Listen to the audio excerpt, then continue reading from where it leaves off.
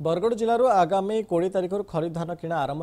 हो 8 डिसेम्बर सोहेला आयोजित होगा बड़ चाषी समावेश में माननीय मुख्यमंत्री 1 लाख ऊर्ध्व चाषी को इनपुट सब्सिडी प्रदान करेंगे। यह परिप्रेक्षी में माननीय खाद्य जोगाण खाउटी कल्याण मंत्री श्रीकृष्ण चंद्र पात्र 2 दिनिया बरगढ़ गस्तर आसी प्रथम दिन में जिला प्रशासन पूर्व प्रस्तुति समीक्षा कर चाषी केवल सुविधार निज धान बिक्री करेंगे से यथेष्ट ध्यान देवा सह मंडी में दलाल संपृक्ति और कटनी छटनी भली विभिन्न अव्यवस्था संपूर्ण भाव बंद करने निर्देश देते चाषी सुविधा को गुरुत्व दे समस्त धान संग्रह केन्द्र और मंडी में डिजिटाल आर्द्रता मीटर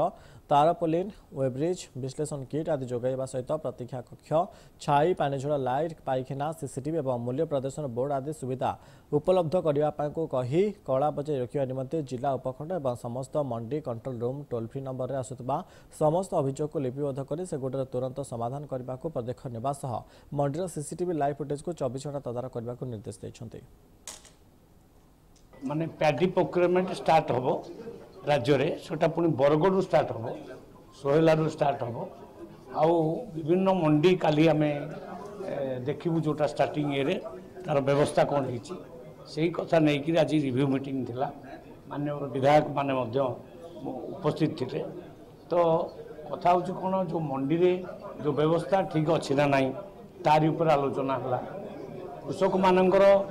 सब सुविधा मंडी रे अच्छी ना नहीं पीवा पानी बसवा व्यवस्था तांकर धान केमती रहिबो कोठी रहिबो सब व्यवस्था आलोचना है।